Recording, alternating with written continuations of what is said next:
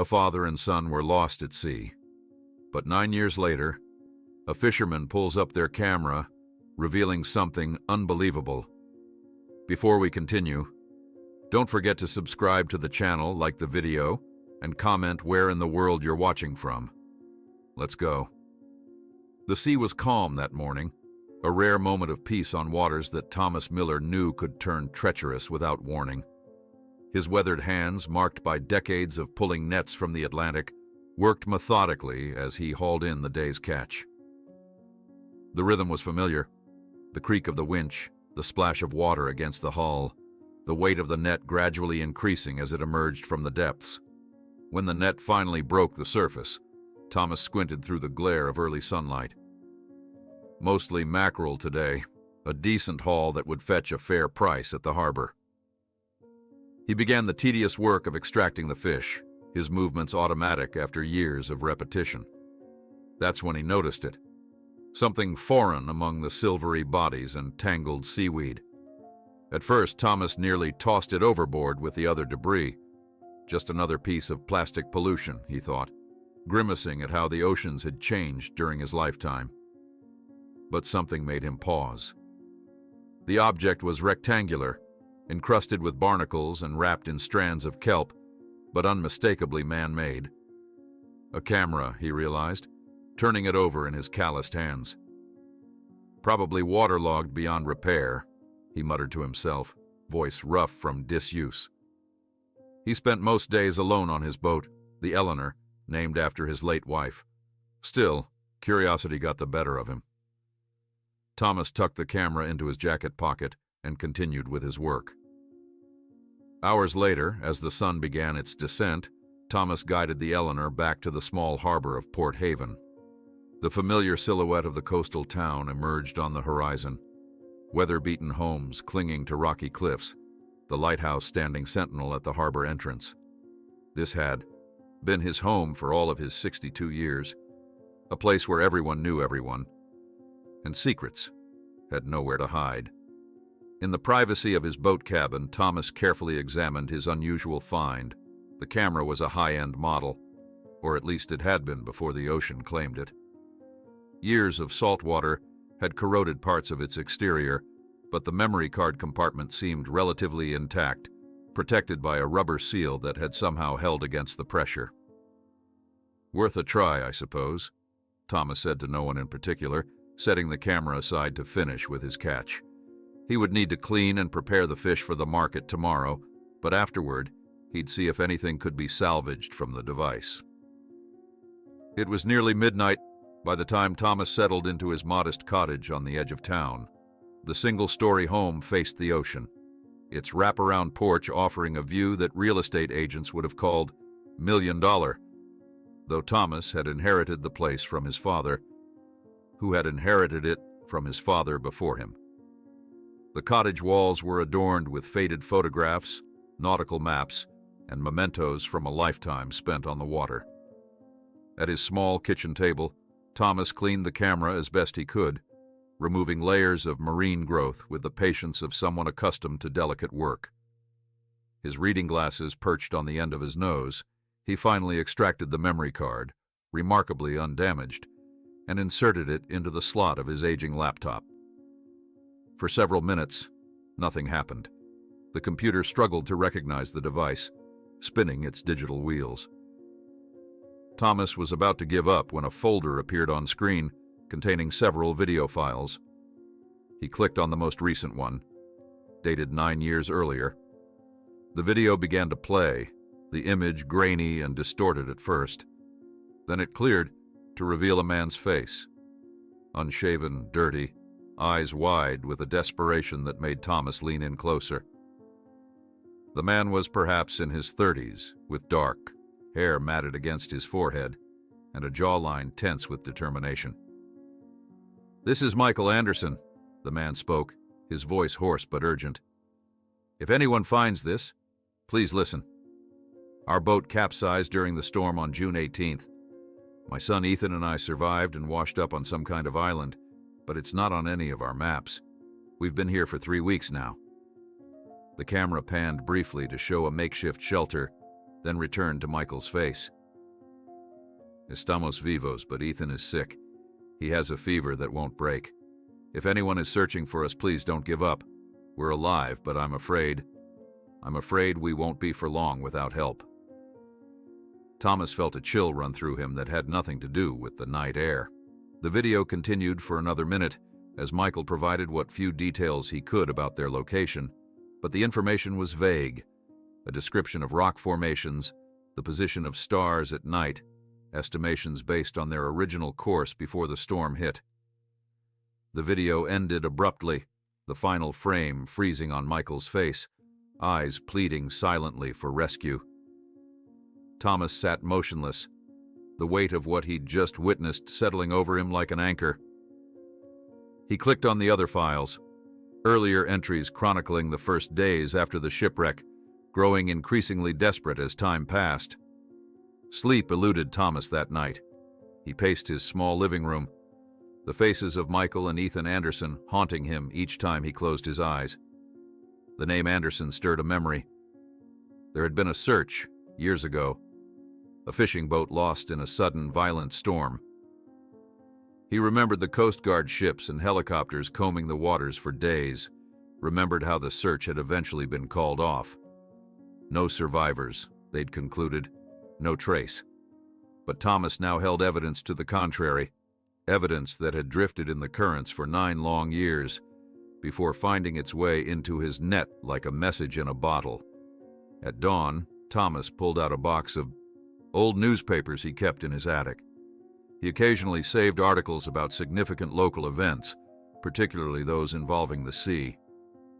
After an hour of searching, he found what he was looking for: a front-page story about the disappearance of the Marina Star, a small charter boat owned by Michael Anderson. The article included a photograph of Michael and his son, Ethan, a boy of about 8, both smiling broadly on the deck of their vessel. The Coast Guard had conducted an extensive search, but found only debris. Michael and Ethan Anderson were presumed dead, the article stated, survived by Michael's sister, Jessica. Jessica Anderson. Thomas knew the name, knew of the woman who lived in the large house on Lighthouse Hill. Everyone in Port Haven knew her story, how she had refused to accept the official ruling, how she had continued to search long after everyone else had given up. Some in town called her crazy, whispered about her when she passed. But mostly they pitied her, the woman who kept a candle burning in her window every night, facing the ocean. Thomas folded the newspaper carefully and put it in his pocket. He knew what he had to do, though the prospect filled him with unease. To deliver hope where there might be none, to potentially reopen wounds that had perhaps finally begun to heal. It was a heavy responsibility. Later that afternoon, Thomas drove his old pickup truck up the winding road to Lighthouse Hill. The Anderson house stood apart from its neighbors, a Victorian structure that had once been grand, but now showed signs of neglect. Peeling paint and untrimmed hedges suggested that its owner had more pressing concerns than maintenance. Most notably, even in the daylight, a single candle flickered in the window that faced the sea. Thomas sat in his truck for several minutes, rehearsing what he would say. How does one begin such a conversation? "Excuse me, Miss Anderson, but I may have found evidence that your brother and nephew didn't die 9 years ago, though they probably died later instead." There was no gentle way to deliver such news. Finally, gathering his courage, Thomas approached the door and knocked. For a long moment, there was no response, and he wondered if perhaps she wasn't home. Then came the sound of footsteps, and the door opened to reveal Jessica Anderson. She was younger than Thomas had expected, perhaps in her late 30s, though grief had etched lines around her eyes that made her appear older. Her dark hair, streaked prematurely with gray, was pulled back in a simple ponytail. She regarded Thomas with a mixture of caution and resignation, the look of someone who had learned to expect the worst. "Can I help you?" she asked, her voice quiet but steady. "Miss Anderson," Thomas began, removing his cap. "My name is Thomas Miller. I'm a fisherman out of the harbor. Found something yesterday that I think you should see." Her expression didn't change, but Thomas noticed her knuckles whitening as she gripped the doorframe more tightly. "I've heard many things over the years, Mr. Miller," she said, a weariness in her tone suggesting this wasn't the first time someone had come to her with supposed news. Sightings, theories, debris that might have come from their boat. None of it has led anywhere. Thomas nodded, understanding her skepticism. "I know, Miss Anderson, but this is different. It's..." He hesitated, then decided directness was the only approach. "It's a camera, with videos. Your brother and nephew after the shipwreck."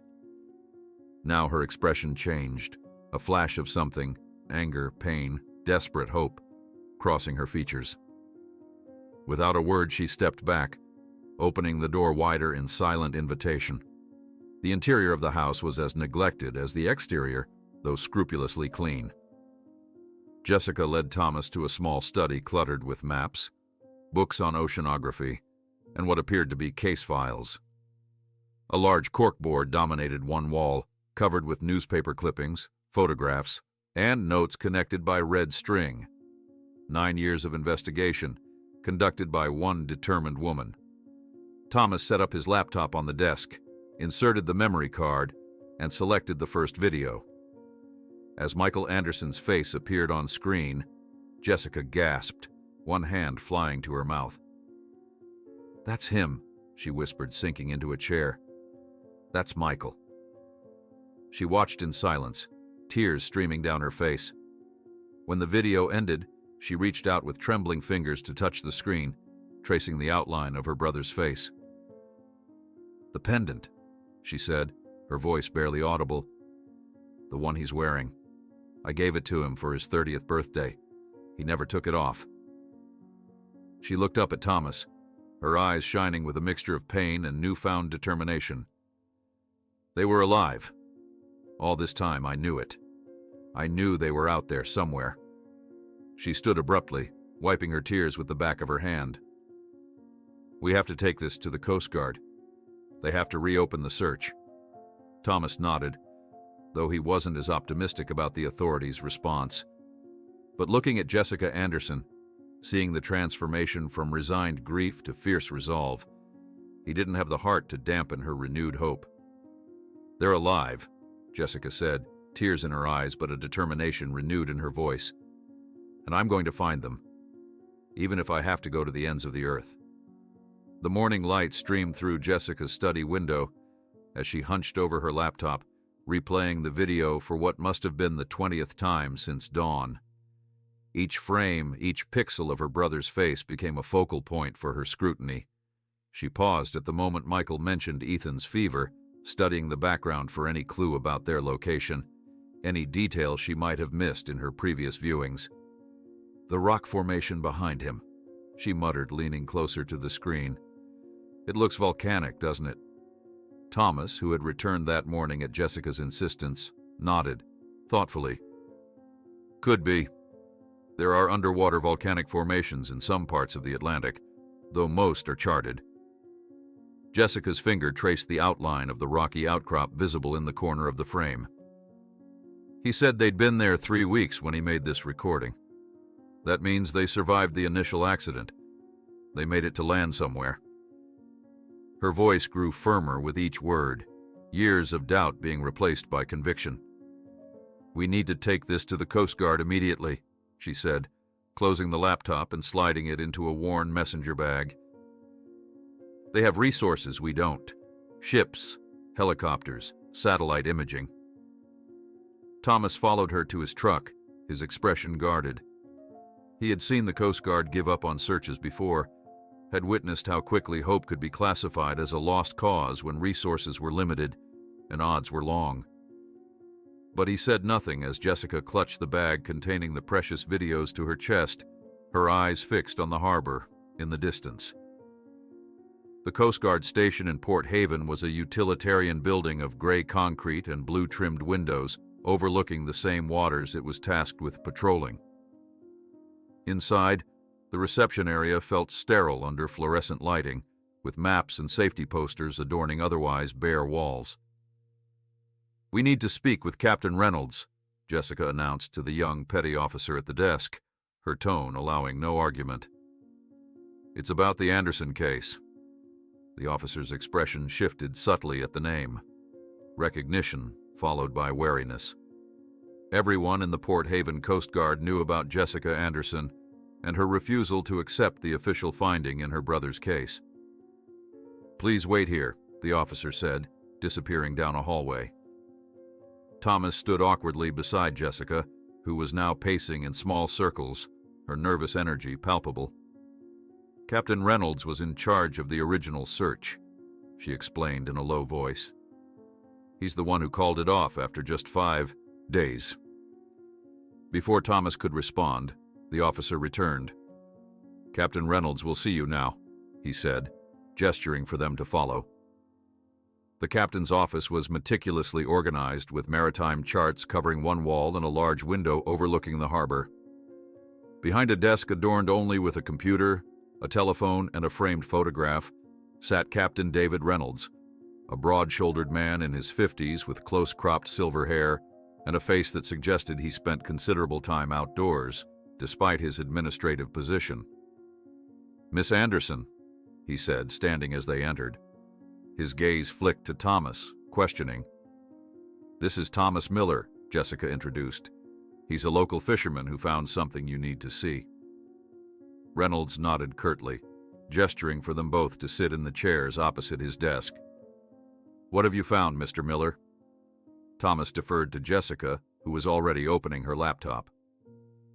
"It's a camera," she explained, her voice steady despite the emotion Thomas knew she must be feeling.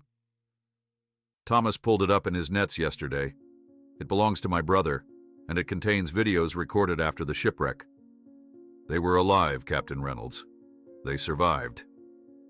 Reynolds' expression remained impassive as Jessica turned the laptop to face him and pressed play. For several minutes, the only sound in the room was Michael Anderson's voice describing their situation. Thomas watched Reynolds carefully, noting how the man's jaw tightened almost imperceptibly as the video played. When it ended, Reynolds reached forward and abruptly ejected the memory card, sliding it across the desk toward Jessica. "Miss Anderson," he said, his tone professionally sympathetic but firm. "I understand how important this is to you, but this video doesn't change the facts of the case." "Doesn't change?" Jessica began, incredulous. "This is proof they survived the shipwreck. They made it to some island." Reynolds shook his head. "There are no unmapped islands in that region, Miss Anderson. We've been through this. Every square mile of that area has been charted, satellite mapped, surveyed. The camera likely drifted hundreds of miles on ocean currents before Mr. Miller's net caught it." "But the video," Thomas interjected, "shows only that they initially survived the capsizing." Reynolds cut in. "I'm not disputing that, but without any clear indication of their location, this doesn't give us any actionable information for a new search." He leaned forward, folding his hands on the desk. "Miss Anderson, it's been 9 years. Even if by some miracle they did reach land somewhere, the chances of survival for this long, especially with a sick child." "You don't know that," Jessica said, her voice dropping dangerously low. "You can't know that unless you look. You have to reopen the case." Reynolds sighed, a sound that contained both weariness and finality. "I sympathize with your position, but the Coast Guard cannot allocate resources to reopen a case based on inconclusive evidence that is 9 years old." His tone hardened. "They're dead, Miss Anderson. Accept it and move on with your life." Jessica stood so abruptly that her chair nearly toppled backward. "That's what you told me 9 years ago, Captain. I didn't accept it then, and I won't accept it now." She snatched up the memory card and her laptop, her movements sharp with anger. "Come on, Thomas. We're wasting our time here." Outside the Coast Guard station, Jessica's composed facade crumbled. She leaned against Thomas's truck, her breathing ragged as she fought back tears of frustration. "He didn't even try," she said, her voice breaking. "He didn't even consider that they might be alive." Thomas placed an awkward hand on her shoulder, unsure how to comfort her, but feeling compelled to try. "What will you do now?" he asked quietly. Jessica straightened, wiping her eyes with the back of her hand. "The same thing I've been doing for 9 years. Keep looking." She glanced at Thomas. "I need to see those videos again. All of them. Maybe there's something we missed. Some clue about where they ended up." Later that afternoon, Thomas and Jessica sat at a small table in the Harbor Cafe, a local establishment that had seen better days but still served the best coffee in Port Haven. Jessica had spent the past hour showing Thomas documents about her brother's last known voyage, charts with the Marina Star's planned route, weather reports from the day of the storm, and photographs of debris recovered during the initial search. Michael was an experienced sailor, Jessica said, tapping a photo of her brother standing proudly beside his boat. He wouldn't have taken unnecessary risks, especially not with Ethan aboard. Thomas nodded, studying the route marked on the chart. "This area here," he said, pointing to a section of ocean several hundred miles offshore. "There are stories about it among the older fishermen, strange currents, unexpected weather patterns.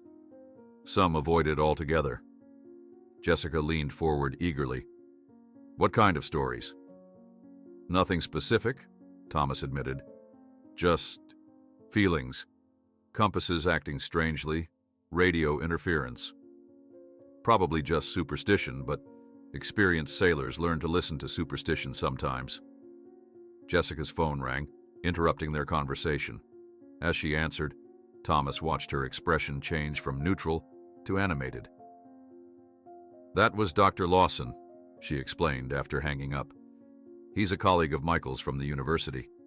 I've been calling everyone who might have information about what Michael was working on before he disappeared." She took a deep breath. "He said Michael had been conducting some independent research in the weeks before his last trip. Something he was excited about, but keeping very quiet." As evening approached, Jessica made several more calls, piling up small fragments of information that seemed to suggest Michael's final voyage might have had a purpose beyond a simple father-son fishing trip. Thomas listened, occasionally offering insights from his own knowledge of the waters Michael had sailed into, but the picture remained frustratingly incomplete. Later that night, Thomas found himself driving back to the harbor, unable to sleep and drawn by some instinct he couldn't name. In the moonlight, he could make out a figure moving on the docks. Jessica, loading supplies onto a small, weathered boat that had seen better days. "It's madness to go out with that equipment," Thomas said as he approached, making Jessica jump in surprise. "That boat won't make it 100 miles offshore, let alone to some phantom island." Jessica straightened, her determination evident even in the dim light. "I've mortgaged my house to buy enough provisions and fuel. I have to try, Thomas. You understand that, don't you?" Thomas looked at her, at the boat that seemed barely seaworthy, at the haphazard collection of supplies she had gathered. He thought of his own vessel, the Eleanor, sturdy and reliable after decades of service. He thought of the faces in the video, Michael and Ethan Anderson, lost but alive, at least for a time, and of the candle that burned every night in Jessica's window. "My boat is better," he said finally, surprising himself with the offer, "and I know those waters better than anyone." Jessica stared at him, uncomprehending for a moment. "You'd help me? Why?" Thomas couldn't articulate his reasons fully, even to himself. Perhaps it was the fisherman's code of never abandoning those lost at sea. Perhaps it was simply that, after years of solitary existence following Eleanor's death, he recognized in Jessica's quest something pure and worthy of support. "Because no one should have to search alone," he said simply. The day of departure dawned clear and calm, a good omen by sailors' standards. Thomas had spent the previous days readying the Eleanor for a potentially lengthy voyage, checking every system twice and stocking more provisions than they would likely need. Jessica had brought aboard her research materials, navigation equipment, and a satellite phone that had cost more than she could afford, but might prove invaluable. As Thomas made final preparations at the helm, a familiar voice called from the dock. "Dad, what the hell are you doing?" Thomas turned to see his son, Kevin, standing there, concern and confusion evident on his face. Relations between them had been strained for years, their occasional phone calls polite but distant. Yet here he was, drawn perhaps by some gossip that had reached him about his father's impending expedition. "You're really going through with this?" Kevin asked, climbing aboard without waiting for an invitation. "Searching for a ghost island based on a 9-year-old video? Have you lost your mind?" Before Thomas could formulate a response, Jessica emerged from below deck, extending her hand to Kevin. "I'm Jessica Anderson. And yes, we're really doing this." Kevin looked from Jessica to his father, skepticism written across his features. "Do you have any idea how vast the ocean is? How impossible this search would be, even with the resources of the Coast Guard behind you?" Jessica reached into her pocket and pulled out a photograph, holding it out to Kevin. "This is the only family I have left," she said quietly. Kevin stared at the image of Michael and Ethan, their smiles frozen in time.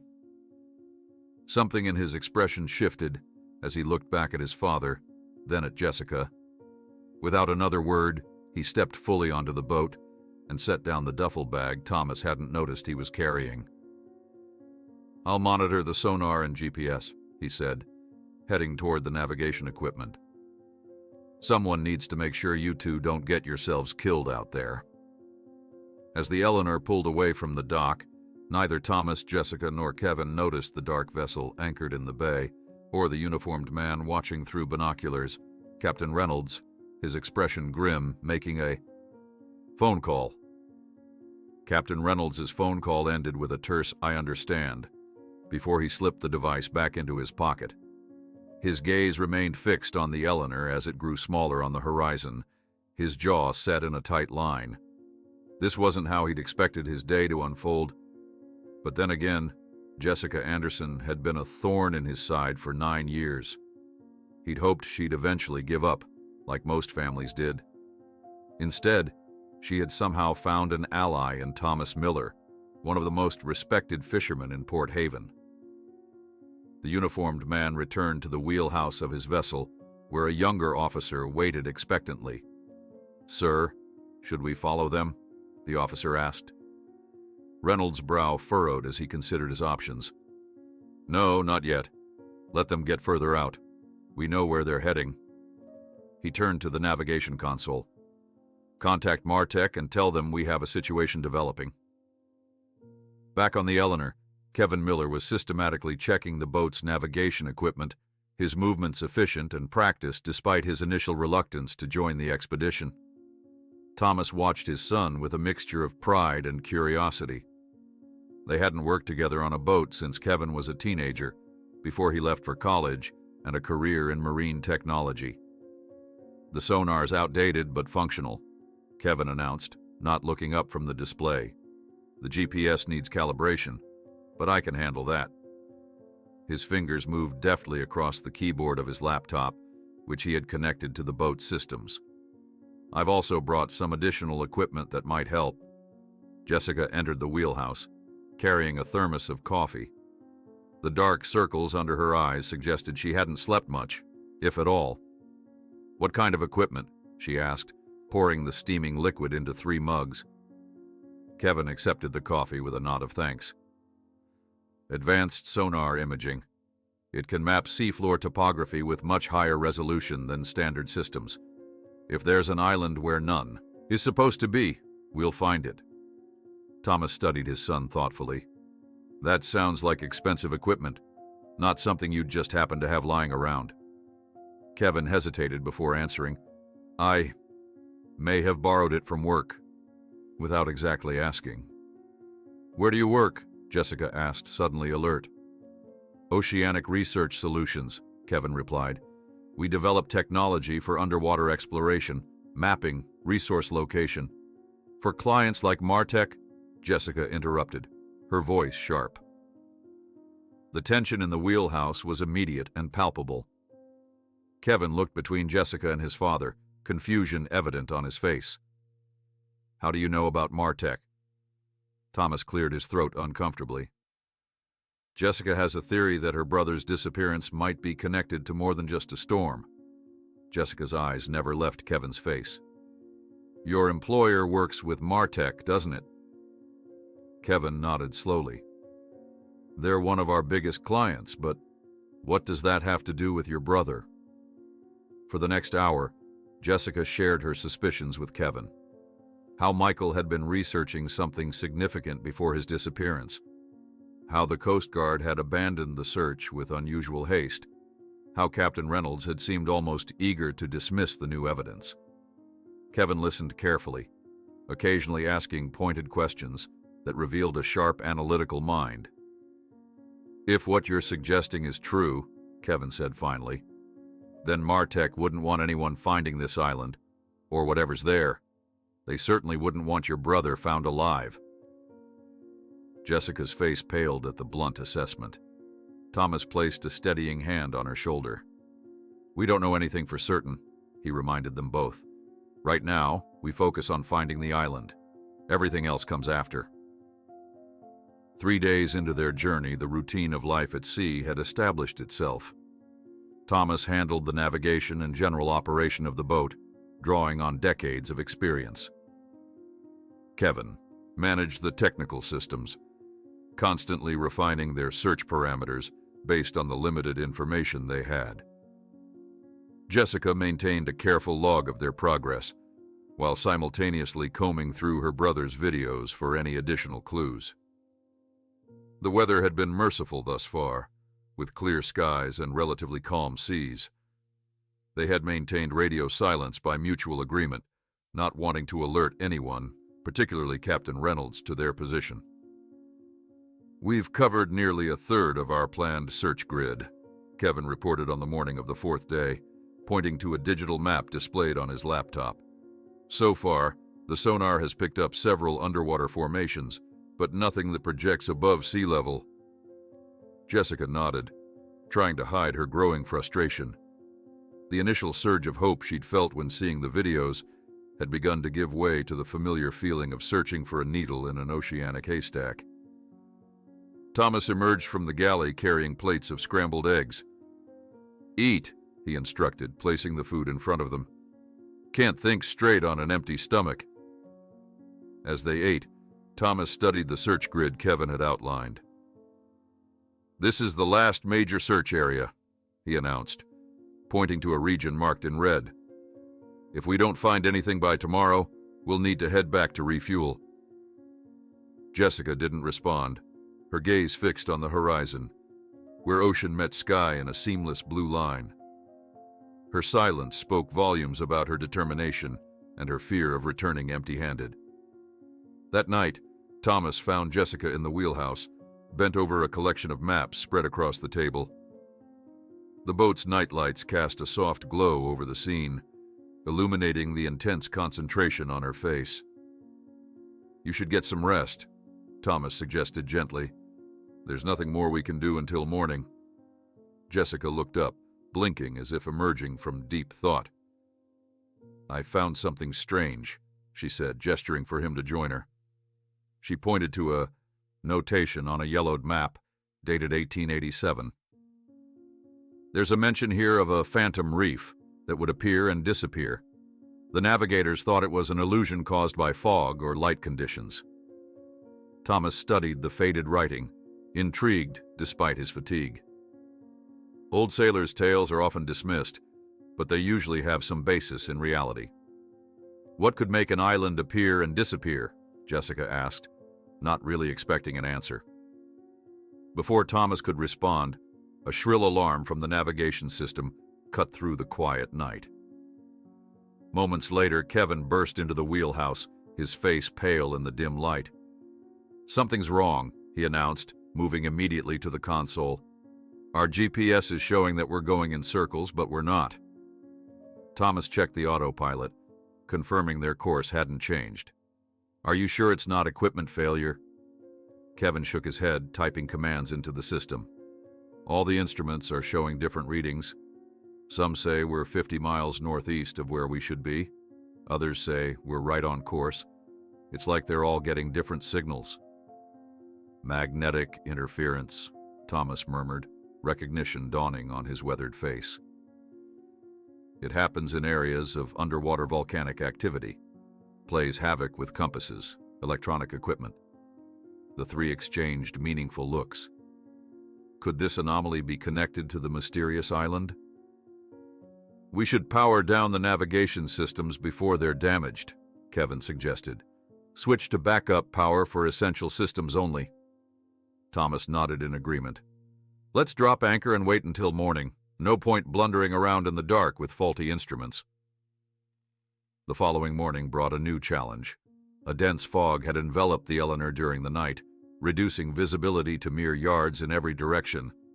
The radio picked up only static, and all navigation instruments continued to show erratic readings. Kevin sat cross-legged on the deck, his laptop balanced on his knees, power cords running to a portable battery pack. I've managed to get basic functions working, he explained as Jessica joined him. The fog is interfering with wireless signals, but I can still access stored data. Can you re-examine the videos? Jessica asked. Maybe there's something we missed before.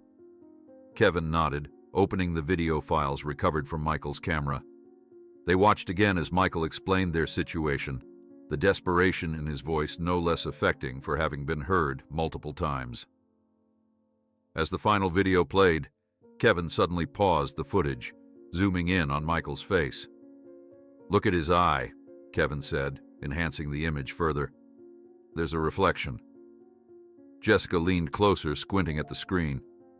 In the reflection visible in Michael's eye, they could make out a distinctive shape on the horizon behind the camera, what appeared to be a pointed formation rising from the sea. We need to go on blind, Thomas decided after seeing the enhanced image. Old-school navigation, no electronics. By afternoon, with the fog still thick around them, the boat's engine sputtered and died without warning. Thomas immediately headed to the engine room, with Kevin close behind.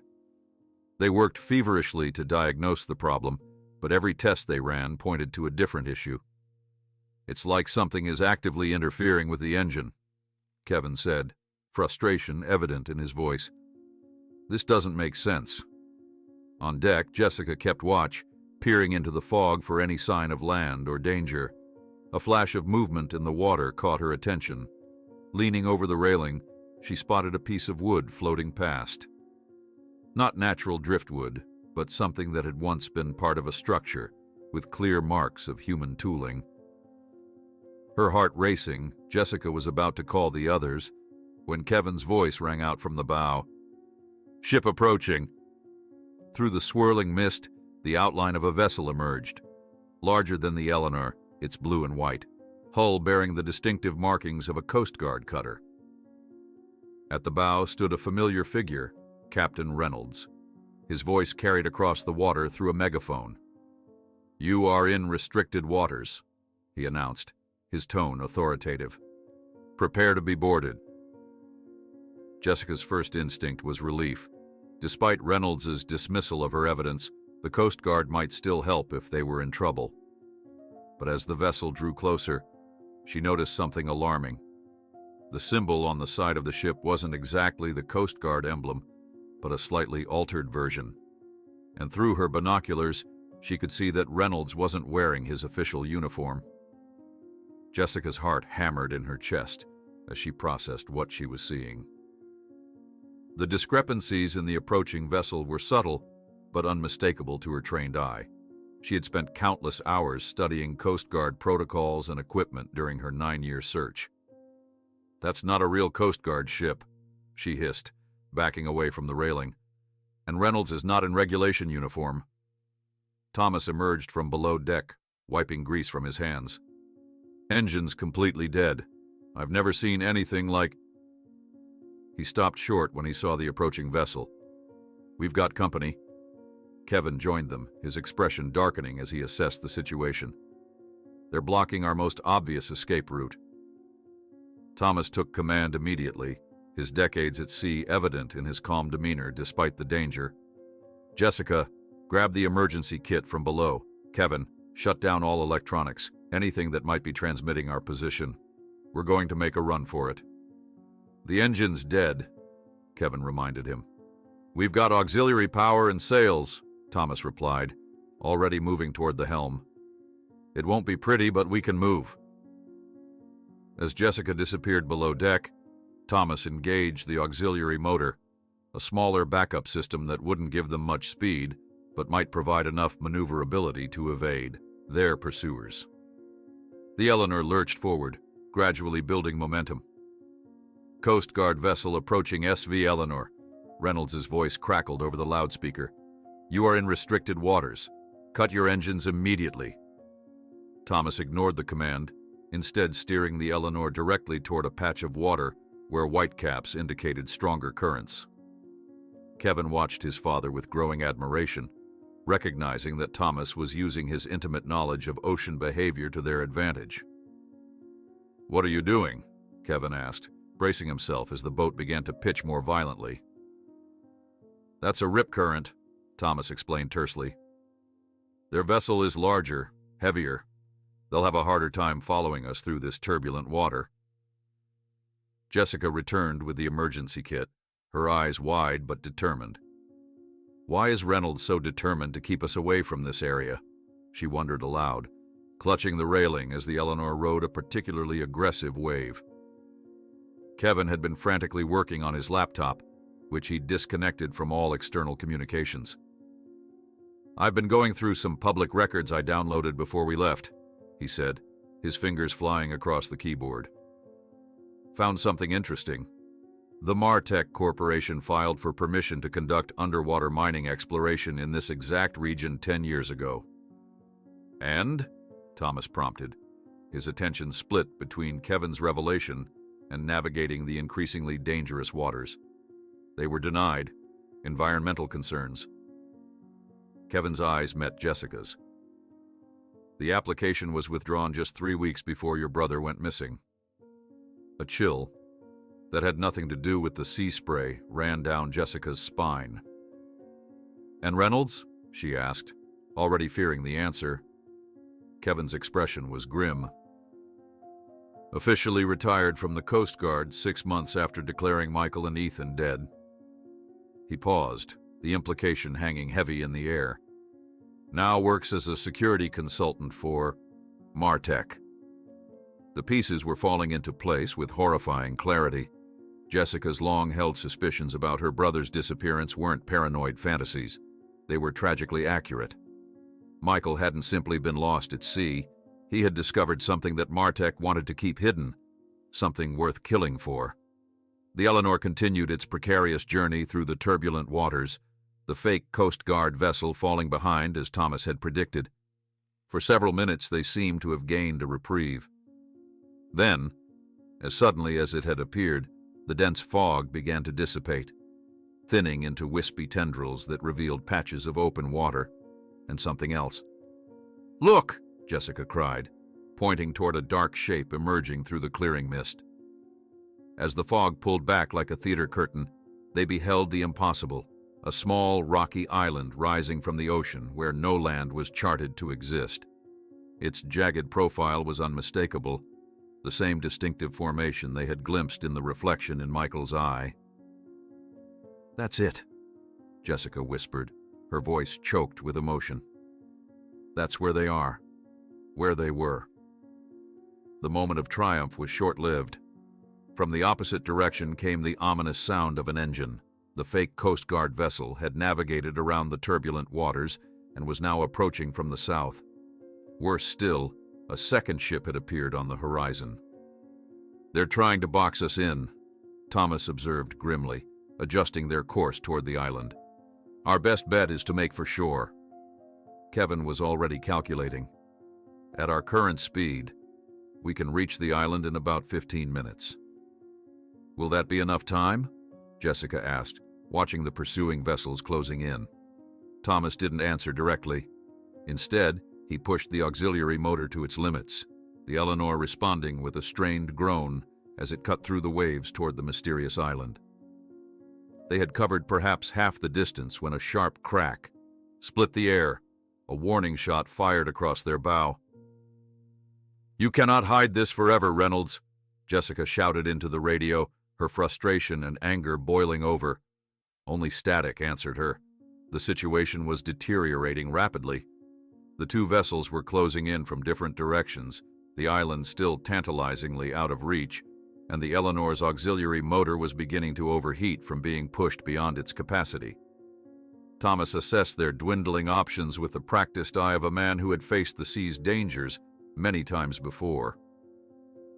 "We have to abandon the boat," he decided, his tone leaving no room for argument. "We can reach the island by rowboat if we create a diversion." Kevin immediately understood his father's plan. "I can set the autopilot to take the Eleanor in the opposite direction. It might buy us enough time to get to shore unnoticed." As the pursuing vessels drew closer, the three worked with frantic efficiency. Kevin programmed the autopilot while Thomas prepared the small inflatable dinghy they kept for emergencies. Jessica gathered essential supplies: fresh water, emergency rations, her research materials, and most crucially, the memory card containing Michael's videos.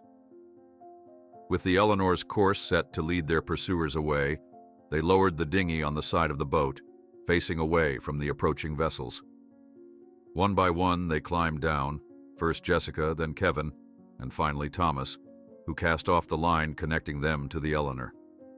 In the gathering darkness, they watched their decoy work perfectly. The Eleanor continued on its programmed course, the two pursuing vessels following, unaware that their quarry had slipped away. Thomas and Kevin rowed with grim determination, the small craft making painfully slow progress toward the rocky shoreline. Jessica, sitting in the bow, kept her eyes fixed on the island. Their impossible destination, their only hope. After what seemed an eternity, the dinghy's bottom scraped against rocky shallows. They had reached the Phantom Island. Exhausted but driven by urgency, they dragged the small boat up onto a narrow strip of dark sand to prevent it from drifting away. Kevin stumbled on something partially buried in the sand, nearly falling before Thomas caught his arm. "What the?" Kevin bent down, brushing away sand to reveal a twisted piece of metal. Thomas crouched beside his son, running weathered fingers over the object. "It's part of a small fishing boat," he confirmed, his voice hushed. "Fiberglass hull, marine-grade fittings, high-end." Jessica joined them, her breath catching as she recognized the distinctive blue paint still visible on one edge. "It's from the Marina Star," she whispered. "Michael's boat." The weight of what they had found settled over them. This wasn't just some geological anomaly or uncharted island. This was the place where Michael and Ethan Anderson had been stranded 9 years ago. Whether they were still alive remained to be seen, but they had at least found where the father and son had washed ashore. Moving cautiously in the fading light, they discovered what appeared to be a crude trail leading away from the beach. Years of exposure to the elements had nearly erased it, but there were unmistakable signs of human passage: broken branches, stones arranged in unnatural patterns, and occasional scraps of material that might once have been rope or fabric. The trail led them through dense vegetation that seemed oddly diverse for such a small island. Species that shouldn't coexist, thriving side by side, as if the normal rules of ecosystems didn't apply here. After 20 minutes of careful climbing, they emerged into a clearing where a sight stopped them in their tracks: a rudimentary cabin constructed from driftwood, salvaged boat parts, and other materials that must have washed ashore over the years. A thin wisp of smoke rose from a chimney fashioned from what appeared to be metal ducting. Jessica broke into a run, her heart pounding with hope and fear in equal measure. "Michael!" she called, her voice cracking with emotion. "Ethan!" She reached the door, a salvaged hatch from a boat, and pounded on it with trembling hands. For a long moment there was no response. Then, slowly, the door began to open. the hinges protesting with a metallic groan. In the doorway stood a man Jessica barely recognized, his hair completely gray, his skin weathered and tanned to leather by years of sun exposure, his frame thin but wiry with the lean muscle of someone accustomed to physical labor. But it was his eyes that truly shocked her. Once bright and curious, they now looked through her with a distant, unfocused gaze, as if he were seeing something far beyond the physical world. "Michael," Jessica whispered, reaching out tentatively. The man flinched at her touch, recoiling as if her fingers had burned him. He stared at her with no recognition, only wariness and confusion. "You came," he finally said, his voice hoarse from disuse. "You came for us." His gaze drifted past Jessica to Thomas and Kevin, then back to his sister. A shadow of pain crossed his features. "You took too long. He couldn't wait." Jessica stood frozen in the doorway, the impact of Michael's words hitting her like a physical blow. He couldn't wait. Ethan, her nephew, the bright-eyed boy who had loved dinosaurs and space exploration, who had insisted on calling her Aunt Jess, even when he became old enough to drop the childish nickname. Gone. "Michael, it's me," she said softly, fighting to keep her voice steady. "It's Jessica, your sister." Michael's gaze drifted over her face without recognition, then past her to where Thomas and Kevin stood a respectful distance away. His posture remained tense, like a wild animal ready to bolt at any sudden movement. Kevin's urgent whisper broke the painful silence. "We need to get inside. Reynolds and his men could be headed this way any minute." At the name Reynolds, something flickered in Michael's vacant expression, a spark of anger, quickly suppressed. Without a word, he stepped back, allowing them to enter the crude shelter he had called home for 9 years. The interior of the cabin revealed the ingenuity of a man fighting to survive against impossible odds. Every square inch served a purpose. Handmade shelves lined the walls, holding collections of salvaged items meticulously categorized. Tools, containers, materials for repair. A makeshift bed occupied one corner, covered with what appeared to be woven palm fronds and fabric salvaged from boat sails. Near the center, a small fire burned in a stone hearth constructed from rocks cemented together with clay. "You've built all this?" Thomas asked, professional admiration evident in his voice. Michael moved mechanically around the cabin, touching objects as if to confirm their reality. "Had to survive," he answered, his speech patterns strangely detached. "The island provides if you know where to look." Kevin approached a window, little more than a square hole with a wooden shutter, and peered cautiously outside. "No sign of Reynolds yet, but they'll figure out our trick with the boat soon enough." Jessica's attention was drawn to a small table near the bed where a collection of carved wooden figures stood in neat rows. Picking one up, she recognized it as a crude but loving representation of a boy. Ethan. Her heart constricted. "Michael," she said gently, "can you tell us what happened? How did you end up here?" Her brother's movement stilled. For a long moment he seemed to be processing the question, as if translating it from a foreign language. When he finally spoke, his voice had changed, taking on a monotone quality that suggested he had recited these words many times, perhaps only to himself. "Storm came fast. Too fast. Not natural." His hands began to shake slightly. Boat capsized. Got Ethan into the life raft. Waves too big. Couldn't control direction. He gestured vaguely toward the window. "Washed up on the east beach. Ethan hurt his arm. I thought that was the worst of it." Thomas, who had been examining the cabin's construction, turned his full attention to Michael's story. "The east beach. Is that where we landed?" Michael shook his head. "South beach, smaller, more sheltered." His eyes unfocused again, looking at something none of them could see. "Built first shelter there. Ethan liked it by the water. Could see the stars at night." Jessica steeled herself for the question she dreaded asking. "Michael, what happened to Ethan?" Her brother's face contorted with a grief so raw it seemed physical. Fever came. 3 weeks after we landed. Thought it was just a cold at first. Got worse. No medicine. Tried everything. Island plants, seawater compresses, prayer. His voice broke on the last word. Nothing worked. He burned so hot, Jess. Called for his mother at the end. Jessica embraced her brother, who stood rigid in her arms, 9 years of isolated grief having calcified around him like a shell. I'm so sorry, Michael. I never stopped looking for you. I swear I never gave up. Kevin cleared his throat, the sound uncomfortable in the emotional silence. I hate to interrupt, but we need a plan. Reynolds will be searching the island, and we need to either hide or find a way off. Thomas nodded in agreement. The dinghy won't get us far, especially if they have motorized boats. We need another option. Michael's demeanor shifted subtly at the mention of Reynolds. The vacant look in his eyes was replaced by something sharper, more present. Reynolds, he repeated, the name seeming to anchor him.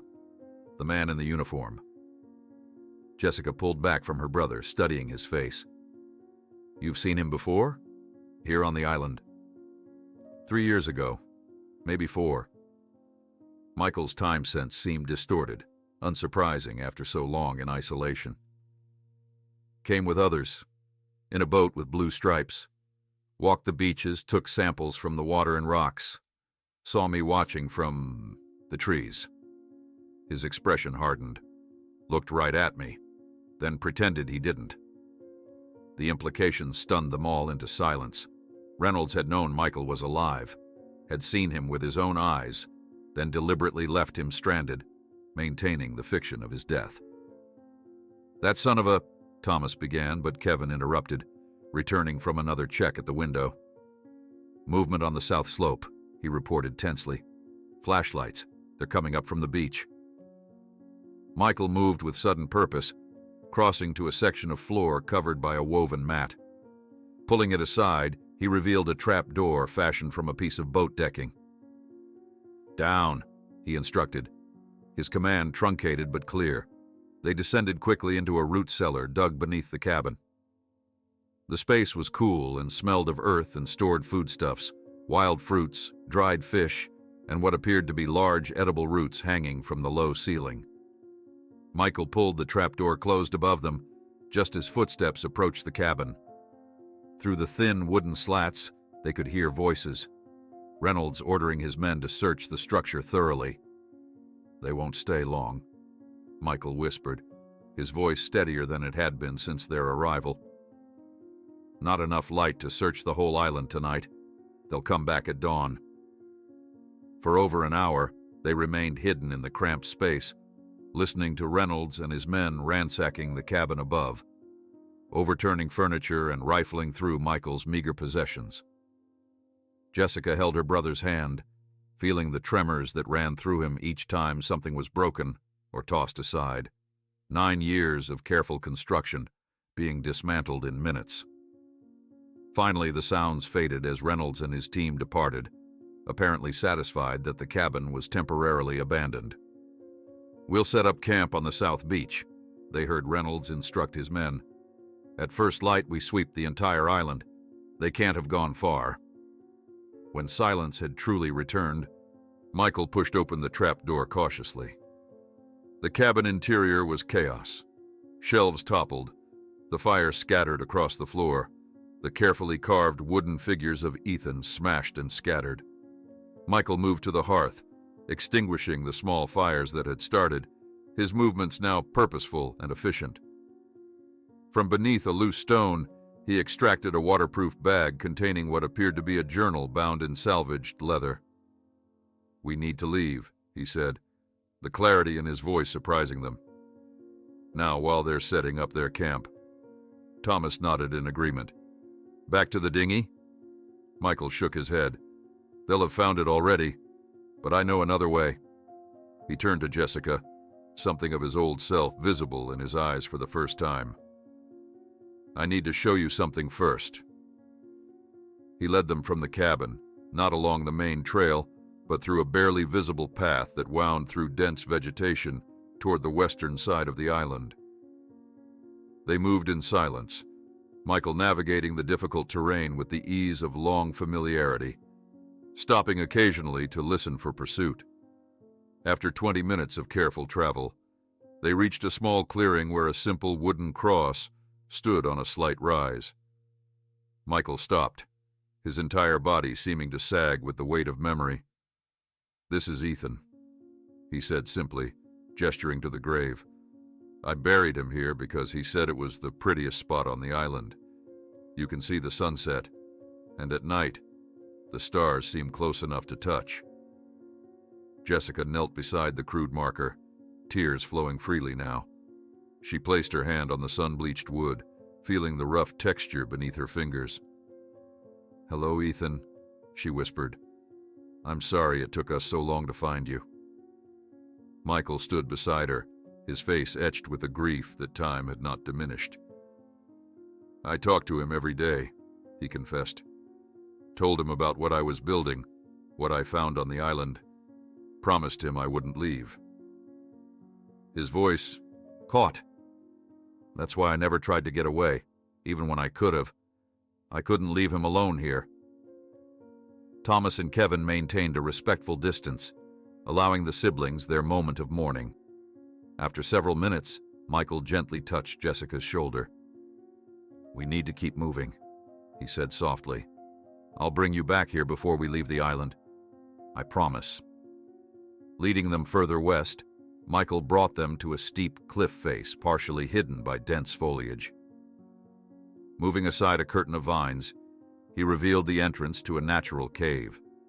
Inside, illuminated by the fading daylight from the entrance, was perhaps the most surprising sight yet.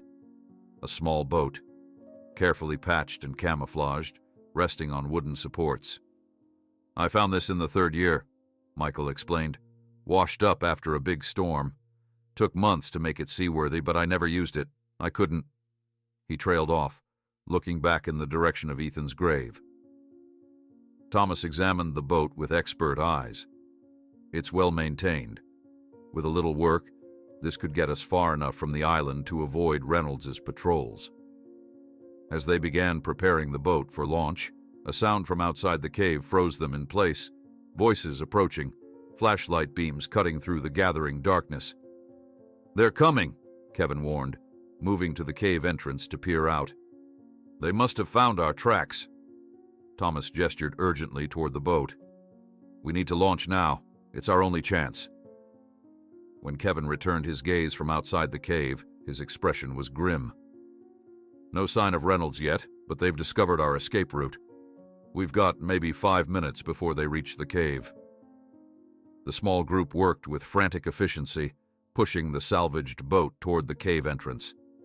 Thomas and Kevin took positions at either end, muscles straining against the weight of the vessel, while Jessica gathered what few supplies they could take. Michael stood motionless at the threshold between action and paralysis, his gaze drawn back toward the path that led to Ethan's grave. "Michael, we have to go now," Jessica urged, the approaching voices growing louder, her brother's weathered face contorted with internal conflict. "I promised him," he whispered, more to himself than to her. "I promised I wouldn't leave him alone."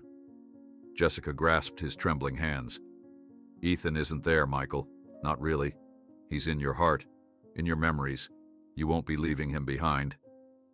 The tenderness in her voice seemed to reach some part of him that had remained locked away. Michael blinked rapidly, reality filtering back into his vacant eyes. He gave a small, decisive nod and moved to help with the boat. As they prepared to push off, the beam of a flashlight swept across the cave entrance. They froze, holding their breath collectively. After a heart-stopping moment, the light moved on, but they knew it would return soon enough. "Exit through the sea cave," Michael whispered, pointing to a narrow channel at the back of the cave where water lapped against stone. "It leads to a cove on the north side. They won't expect that." The group maneuvered the boat into the water, wincing at every splash that echoed in the confined space. The channel Michael had indicated was barely visible, a darker shadow within the gloom of the cave's interior. "Are you sure it's passable?" Thomas asked, eyeing the tight space dubiously. Michael nodded. Tide's high enough now.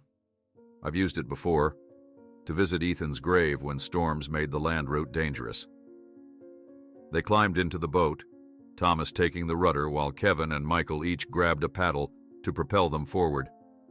Jessica crouched low, one hand trailing in the cold water, her thoughts consumed by the reality that she had found her brother only to discover her nephew was gone forever. The channel proved to be a tight fit, the rock ceilings so low in places that they had to duck their heads. Salt water dripped from the stone above, creating an eerie percussion in the darkness. Michael guided them with hand signals, having navigated this underground passage many times before in his solitary existence. After several tense minutes, they emerged into a small, sheltered cove surrounded by steep rock walls. The night sky spread above them, stars brilliantly clear in the absence of light pollution. The sounds of their pursuers were mercifully absent here, separated from them by the bulk of the island. Michael sat up straighter once they reached open water, his gaze traveling over the familiar coastline of his prison and sanctuary. We could wait until they give up and leave, he suggested, his voice uncertain. Then I could go back to... To what, Michael? Jessica asked gently. To living alone with ghosts? Reynolds knows you're alive now. He's seen the boat is missing. He won't stop looking. The truth of her words seemed to settle over him like a weight. Michael nodded slowly, his eyes drifting to a point on the island's silhouette that Jessica realized must mark the location of Ethan's grave. Thomas steered them around the perimeter of the island, staying close to the shadow of the cliffs to avoid detection.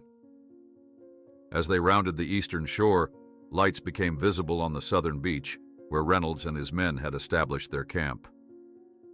Once we're past their position, we'll head due east, Thomas said in a low voice. There's shipping lanes about 80 miles out. If we can reach them, we might find a vessel to help us. Kevin, who had been monitoring their surroundings vigilantly, suddenly tensed. Movement on the beach, he warned. They've spotted something. A shout carried across the water, followed by the beam of a powerful spotlight sweeping the waves. The group hunched lower in the boat, hearts pounding as the light passed just yards from their position. They've found our dinghy, Michael observed, his tone oddly detached. They think we tried to escape that way. The misdirection bought them precious time. Thomas guided their boat around the eastern point of the island and into open ocean, the small motor he had rigged purring softly as they left the mysterious landmass behind. For Michael, watching the island recede into darkness seemed to trigger something profound. His breathing became rapid, his eyes wild as he stared at the diminishing silhouette. 9 years of isolation had created deep psychological bonds to that place, despite its role as his prison. I've left him, he whispered, his voice breaking. I promised never to leave, and I've broken that promise. Jessica moved to sit beside her brother, wrapping an arm around his thin shoulders. You kept your promise for 9 years, Michael. You stayed when you could have tried to escape. But Ethan would want you to live now, to tell the world what happened to you both.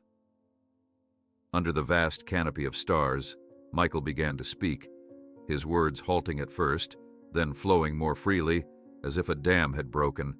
He told them of the early days after the shipwreck, the desperate search for food and shelter, the construction of signal fires that no one ever saw, Ethan's boundless optimism that rescue would come. He never complained, Michael recalled, his voice thick with emotion. Even when we ran out of the snacks and candy from the boat, even when we had to eat unfamiliar fruits and fish, he called it our big adventure and kept a journal of everything we discovered.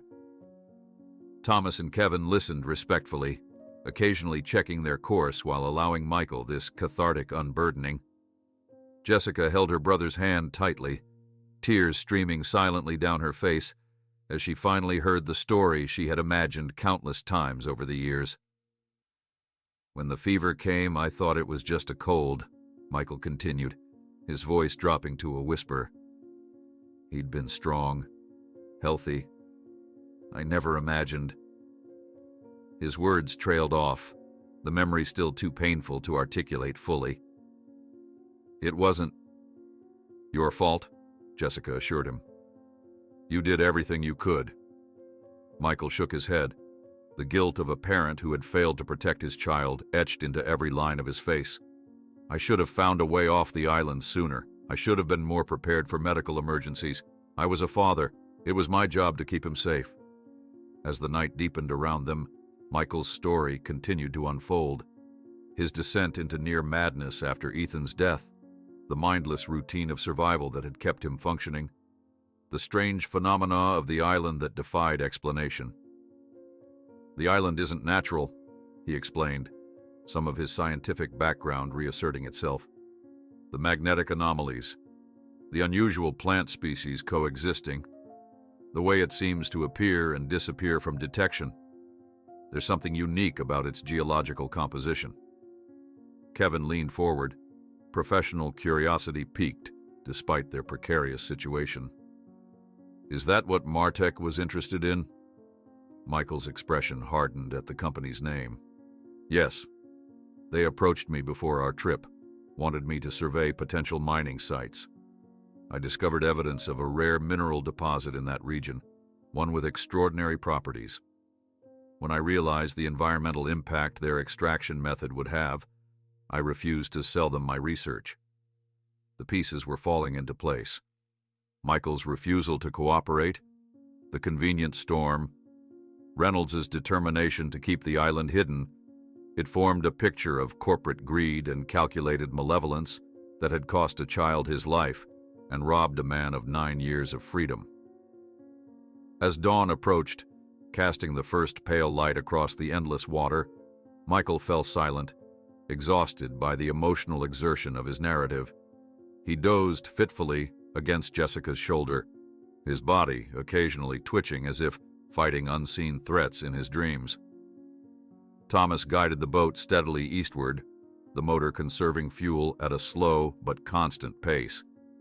Kevin had rigged a small solar charger for his devices, hoping to establish communication once they were far enough from the island's disruptive influence. Do you think Reynolds will follow us? Jessica asked quietly, careful not to wake her brother. Thomas's weathered face was grim in the dawn light. Eventually. He can't afford to let us reach civilization with what we know, but his first priority will be securing the island. Whatever is there is valuable enough that Martek has protected its secret for 9 years. Kevin, who had been monitoring his equipment, looked up with cautious optimism. I'm getting faint signals now. Another few hours and we might be able to reach the Coast Guard. The real one, not Reynolds' imposters. Jessica nodded, her gaze returning to her brother's sleeping form. Finding him had been her singular purpose for 9 years, the candle in her window a symbol of her refusal to give up hope. Now she had found him, but at what cost? The Michael she had known, vibrant, curious, full of life, was buried somewhere beneath the shell of the man who now slept against her, broken by isolation and grief. Michael stirred, his eyes opening with the disoriented look of someone uncertain where or when he was. For a moment, panic flashed across his features, then recognition as he saw Jessica. I thought I'd dreamed you, he admitted hoarsely. I'm real, she assured him. We're going home, Michael. The word home seemed to confuse him, as if the concept had become foreign during his years on the island. He sat up, scanning their surroundings with practiced vigilance. Where's Ethan? He asked before memory crashed back visibly across his features. Oh, yes. I remember now. Jessica's heart broke at the momentary confusion, the brief hope in his voice before reality reasserted itself. When we get back, she promised, we'll make sure he has a proper memorial. Everyone will know about him, about how brave he was. Michael nodded distantly, his gaze drawn to the horizon where the island was no longer visible. He loved the sea, he said quietly. Before the end, he would ask me to describe what waited for us across the water. I told him about cities and ice cream and movie theaters. He said he couldn't wait to see it all. He still can, through you, Jessica suggested gently. You can experience those things for both of you now. Michael considered this, a new perspective that seemed to offer some small comfort. He reached into his pocket and withdrew a small object, a crudely carved wooden boat, small enough to fit in the palm of his hand.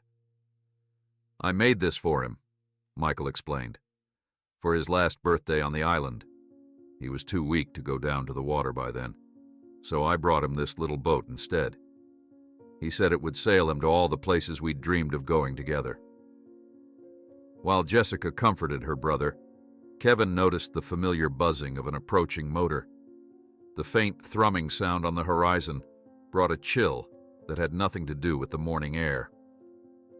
Thomas and Kevin, he called urgently, pointing to a distant speck on the water. Reynolds found us. Kevin's warning snapped them all to attention.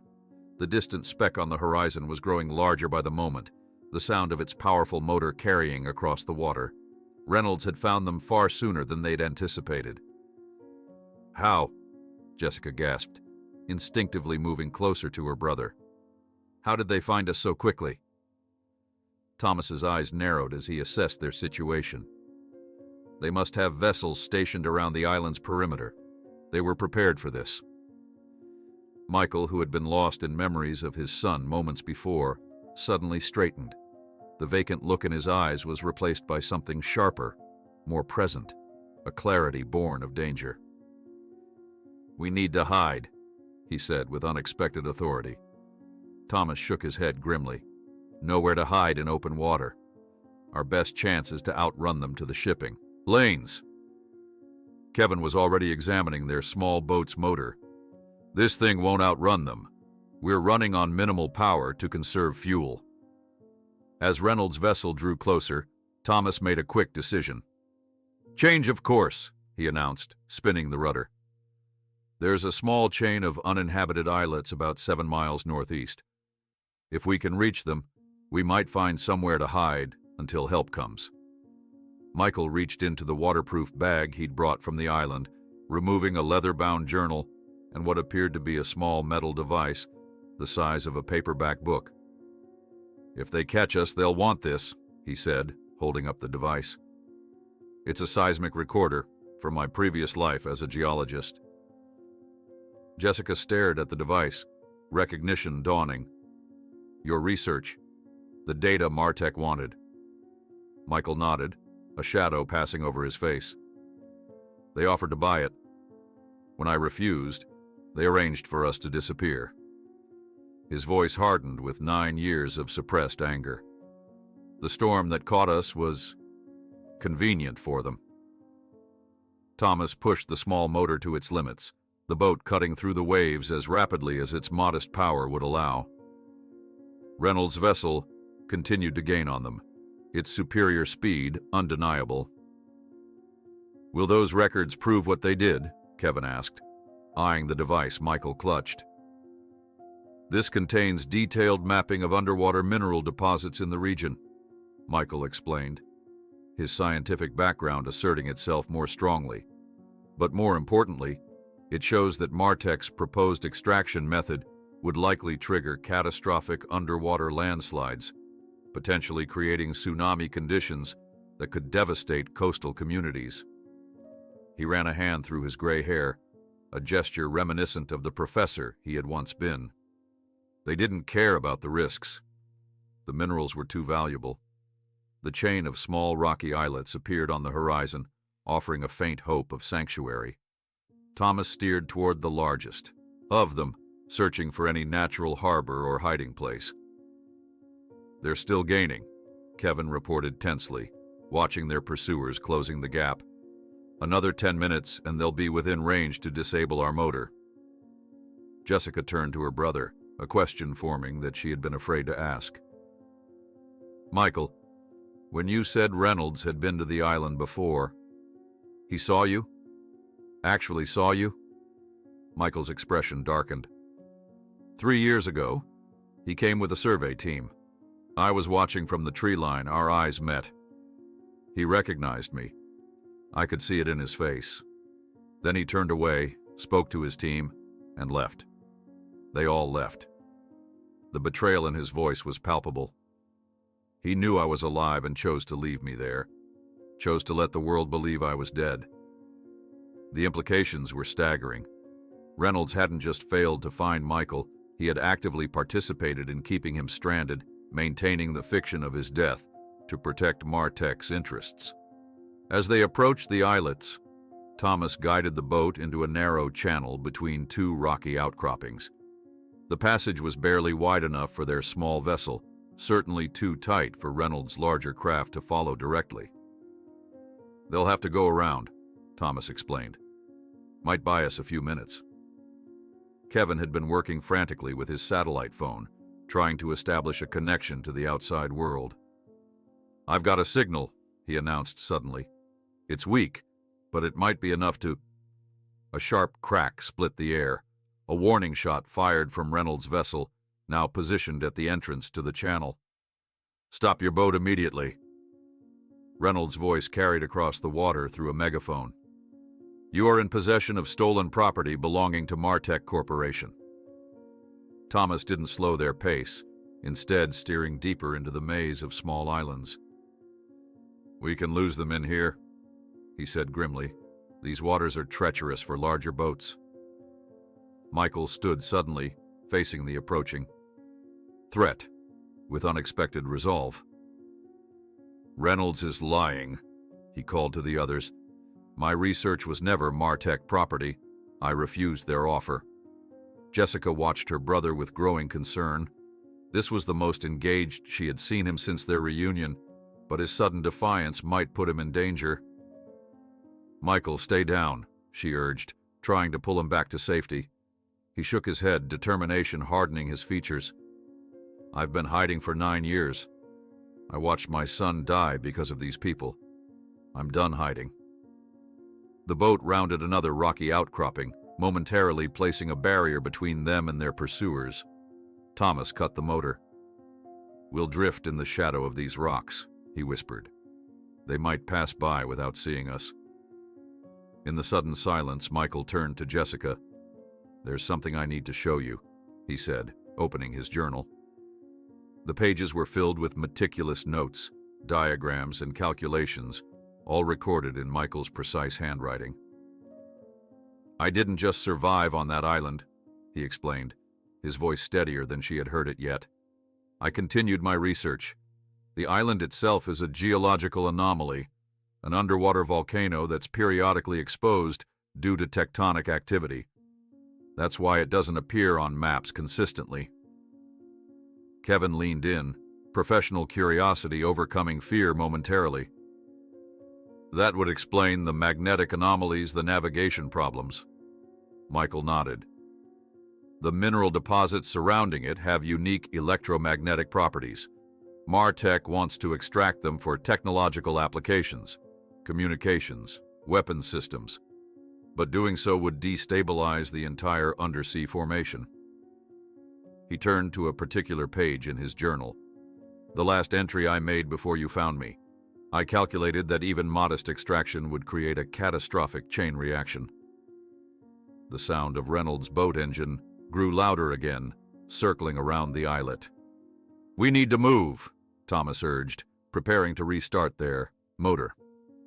Michael closed the journal and replaced it in the waterproof bag alongside the seismic recorder. "If anything happens to me," he told Jessica, "make sure this reaches the authorities. The real authorities. Not Reynolds' people."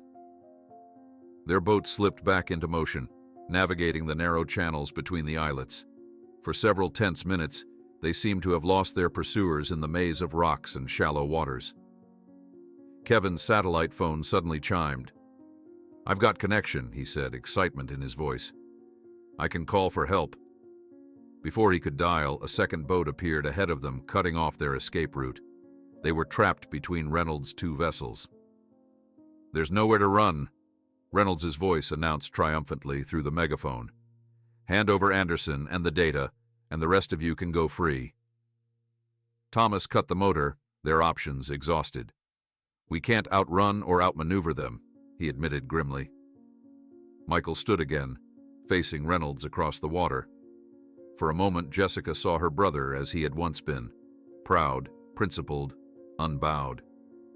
You left me on that island, he called out, his voice carrying clearly over the water. You saw me and you left me there. Left me with my son's grave. Reynolds' response was cold. The needs of the many outweigh the needs of the few, Dr. Anderson. Your research will help Martech develop technologies that will change the world. And destroy coastal communities in the process, Michael countered. I've spent 9 years refining my calculations. The environmental impact would be catastrophic. Jessica watched her brother stand his ground, marveling at the transformation. The broken, distant man they had found in the cabin was now fully present, defending his principles, even in the face of danger. Reynolds signaled to his men, who raised their weapons. This is your final warning. Hand over the data. In that crucial moment, Michael made a decision. With swift, deliberate movements, he removed the seismic recorder from his bag and held it high. The data isn't yours to take, he declared, then turned and tossed the device to Kevin, who caught it reflexively. The unexpected action momentarily confused Reynolds and his men, giving Thomas the opening he needed. He gunned the motor suddenly, steering their boat into a narrow gap between the rocky islets, a passage barely wide enough for them to squeeze through.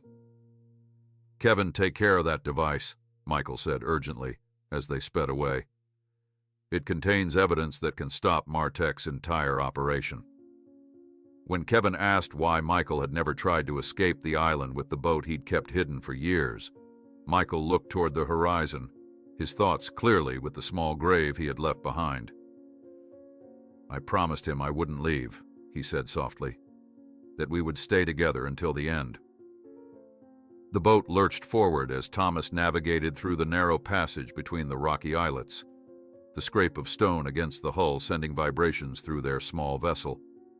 Michael's unexpected moment of clarity and defiance had created the distraction they needed, but Reynolds wouldn't be delayed for long. They'll find another way around, Kevin warned, carefully securing the seismic recorder in his waterproof bag. These islands form a labyrinth, but Reynolds knows these waters. Michael sat heavily on the bench, the burst of energy that had propelled his stand against Reynolds now ebbing away. His gaze drifted back toward the horizon, toward the invisible island where his son's remains lay beneath a simple wooden cross. The weight of what he had just done, leaving the place he had promised never to abandon, settled over him like a physical burden. Jessica watched her brother's internal struggle play across his weathered features. Michael, she said gently, Ethan would understand. He would want you to tell the world what happened. The mention of his son's name drew Michael's attention back to the present. I don't know if I can do this, he admitted, his voice barely audible above the motor and lapping waves. I've been alone for so long. The world, it feels foreign to me now. Thomas guided their boat into a sheltered cove formed by 3 of the larger islets. The natural harbor provided temporary protection, its entrance narrow enough that they would see Reynolds approach before he could reach them. We need to rest, Thomas decided, cutting the engine as they drifted into shallower water. And we need a plan. Reynolds won't give up easily. Kevin had been examining the seismic recorder, his technological expertise allowing him to understand its value better than the others. This data is incredible, he said, looking up at Michael with newfound respect. Your calculations on the potential environmental impact alone would halt their operation immediately. Michael nodded distantly. I had a lot of time to refine my research. Without equipment, without computers, just observation and mathematics. A ghost of his former academic self emerged in his explanation. The mineral deposits Martech wants to extract are located along a delicate fault line. Disturbing them would trigger a chain reaction. Jessica squeezed her brother's hand. This is why we need to get you back. Your voice needs to be heard. The sound of an approaching engine shattered their momentary peace. Thomas moved to the helm, ready to restart their motor, but Kevin grabbed his arm. "Wait," he urged, pointing to the source of the sound. "That's not Reynolds." Through the narrow entrance to their hidden cove, a Coast Guard vessel appeared. A genuine one this time, its markings and equipment unmistakable. On the bow stood a young officer with a megaphone. "Attention civilian vessel," the officer called. "This is the United States Coast Guard. We received a distress signal from this location." Kevin held up his satellite phone with a grim smile. "I got through before we lost connection. Sent. Our coordinates." For a moment, relief washed over the group. Then Jessica's expression darkened.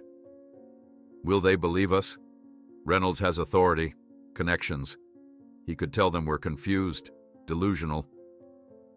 Michael straightened, a resolve solidifying in his posture. "They'll believe this," he said, holding up his journal. 9 years of observations, calculations, evidence, and they'll believe me, a man officially declared dead 9 years ago.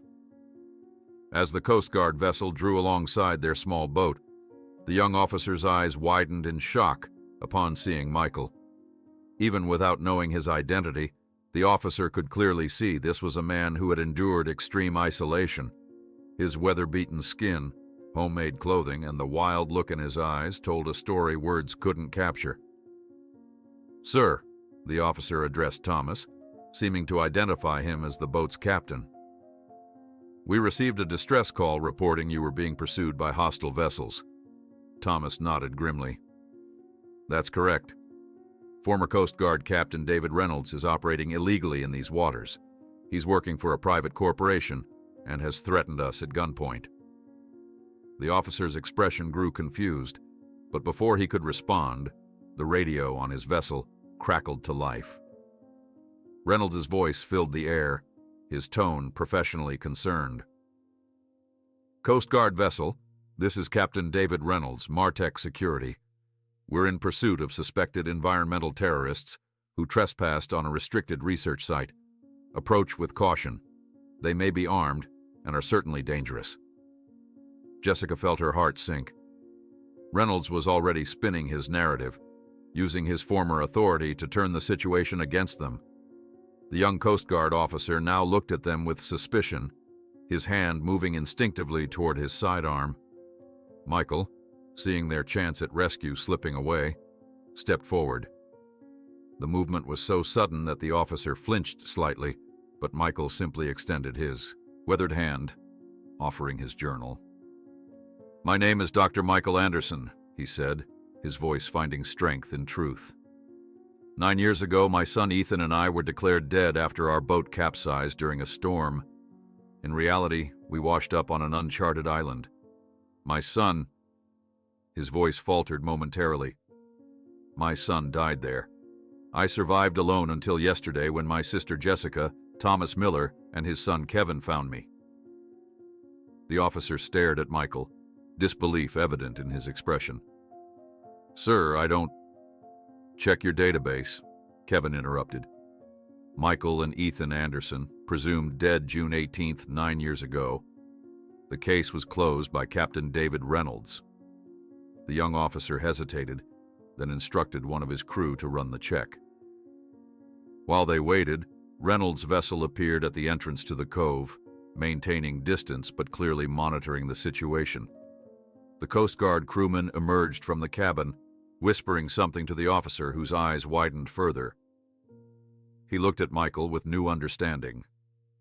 "Dr. Anderson," he said carefully, "if what you're saying is true, this is unprecedented." Michael met the young man's gaze steadily. "Reynolds saw me on the island 3 years ago and left me there. He's working for Martech, which wants my research on mineral deposits in the region. They're willing to kill to get it."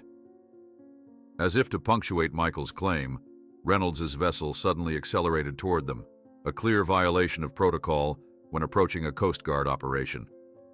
The young officer made a split-second decision, ordering his crew to protective positions. "All of you aboard now," he commanded Thomas's group. "We'll sort this out back at headquarters." They scrambled onto the Coast Guard vessel, Thomas being the last to leave their small boat. As they cleared the transfer, Reynolds' voice boomed across the water again. "Lieutenant, you are interfering with a sanctioned security operation. Those individuals have stolen proprietary technology from Martech Corporation." The young officer, Lieutenant Parker, according to his nameplate, responded with admirable composure. "Captain Reynolds, please maintain your distance. These individuals are now under Coast Guard protection pending investigation of their claims." Reynolds' vessel continued to approach aggressively. Lieutenant Parker raised his radio to headquarters, reporting the situation and requesting backup. The tension was palpable as Reynolds' boat circled their position like a shark, assessing its prey. Michael stood on the deck of the Coast Guard vessel, watching Reynolds through narrowed eyes. 9 years of isolation had stripped away social niceties, leaving raw emotion that he no longer bothered to conceal. "He wants this," Michael said, holding up the seismic recorder. "Without it, he can't prove Martech's mining operation would be safe." Reynolds must have seen the device in Michael's hand. His vessel suddenly changed course, accelerating directly toward them in a blatant ramming maneuver. Lieutenant Parker shouted orders to his crew, engaging the engines to evade the impact. As the Coast Guard vessel lurched away from the impending collision, Michael lost his balance. The seismic recorder slipped from his grasp, teetering on the edge of the railing. In a desperate lunge, he reached for it, but his body, weakened by years of subsistence living, betrayed him. His fingers closed on empty air as the device tumbled toward the water. Kevin, displaying reflexes honed by years of fieldwork, dove across the deck. His hand shot out over the railing, catching the recorder mere inches from the water's surface. The momentum of his dive sent him crashing against the hull, but he maintained his grip on the precious device. Reynolds' boat screamed past them, its failed ramming attempt carrying it well beyond their position. Lieutenant Parker was already radioing for Reynolds' immediate arrest, the attempted assault on a Coast Guard vessel being an offense that not even Reynolds' connections could easily dismiss. As they pulled away from the islets, heading toward the mainland under Coast Guard protection, Michael found himself oddly disconnected from the relief the others were feeling. His gaze remained fixed on the horizon, on the direction of the island that had been his prison and sanctuary for 9 years. Jessica noticed her brother's distant expression. "We'll come back for him, Michael," she promised, understanding instinctively what, or rather who, occupied his thoughts. "We'll bring Ethan home." Michael nodded slowly, the words penetrating the fog of grief and disorientation that had become his constant companion. "I told him stories every night," he said softly, "about the world waiting for us when we were rescued, about all the things he'd see and do." He closed his eyes briefly, the memory both precious and painful. In the end, he asked me to see them for him, to experience life for both of us. As the mainland appeared on the horizon, Michael Anderson faced the future with fear and resolve in equal measure. Behind him lay 9 years of solitude and grief. Ahead lay a world that had moved on without him, that had forgotten him. But he carried with him the most precious cargo of all, the truth about what had happened and the promise to honor his son's memory by living the life they had both been denied. When Kevin asked why Michael had never tried to escape the island with the boat he'd kept hidden for years, Michael looked toward the horizon, his thoughts clearly with the small grave he had left behind.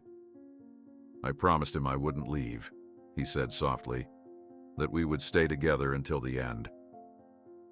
The Coast Guard cutter cut through the waves with purpose, carrying Michael and the others toward a mainland that had continued without them for 9 years. As they approached the harbor, Michael's grip on the railing tightened, his knuckles white with tension. The distant shoreline, crowded with buildings and activity, seemed almost threatening after so many years of isolation. "It's overwhelming, isn't it?" Jessica said softly, coming to stand beside her brother. Michael nodded, unable to form words as the reality of his return to civilization loomed larger with each passing minute. The sounds, the smells, the sheer presence of so many people visible even from this distance, it all threatened to overload senses that had been calibrated to the quiet rhythms of his island exile. Lieutenant Parker approached them, his initial skepticism now replaced with professional courtesy. "We'll be docking at the Coast Guard station," he explained. "There will be medical personnel waiting to examine Dr. Anderson, and federal investigators want to take statements from all of you." He paused, glancing at Michael with something like awe. This is unprecedented. A man returning from the dead after 9 years. As the cutter docked, Michael was the last to disembark, his movements hesitant, almost reluctant. The concrete pier felt unnaturally solid beneath his feet after years of sand and stone. Medical staff approached with a wheelchair, but Michael waved them away, determined to walk on his own power despite his weakened state. Inside the Coast Guard facility, they were separated. Michael taken to a medical examination room, the others led to individual rooms for questioning. Jessica protested at being separated from her brother, but a gentle assurance from Thomas convinced her that this was necessary protocol. "They need to establish everything officially," Thomas explained. "We'll see him soon." In the sterile examination room, Michael sat rigidly as doctors assessed his physical condition. The bright fluorescent lights made him squint, the electronic beeping of medical equipment startling him with each new sound. The doctor, a compassionate woman in her 50s, noticed his distress. "We can dim the lights if that would be more comfortable," she offered. Michael nodded, gratefully. "Everything is too much," he admitted, his voice still hoarse from years of minimal speech. "Too bright, too loud."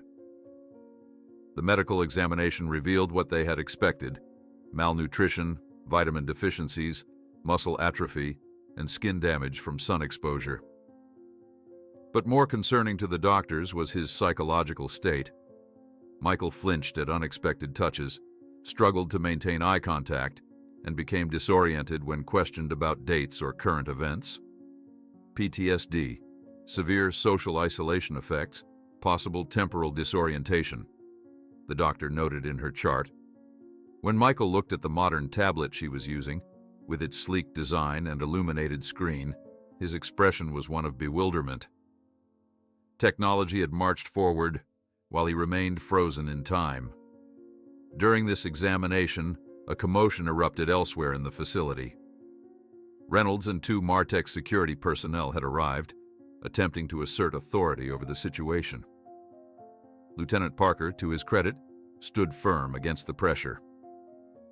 "Captain Reynolds is currently under investigation for assault on a Coast Guard vessel," Parker stated firmly to his superior officer, as Reynolds looked on furiously.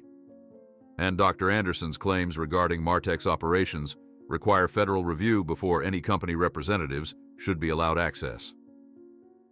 In the adjacent room, Kevin had been working with investigators, carefully explaining the significance of the seismic recorder and Michael's journal.